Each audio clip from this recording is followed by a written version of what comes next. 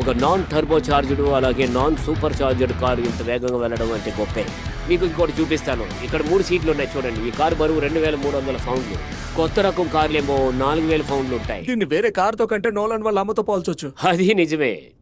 నిజం చెప్పాలంటే నోలాన్ వాళ్ళ అమ్మను బెంచ్ మార్కుగా వాడుతున్నారు. మీరు రైడ్కి వస్తారా? తప్పకుండా, కానీ నేను మధ్య సీట్ లో మాత్రం కూర్చోను, నాకు కంఫర్ట్ గా ఉండదు. అంత ఇబ్బంది ఏముండదు. అవును, పెద్దగా ఇబ్బంది ఉండదు, అస్సలు ఇబ్బందిగా లేదు.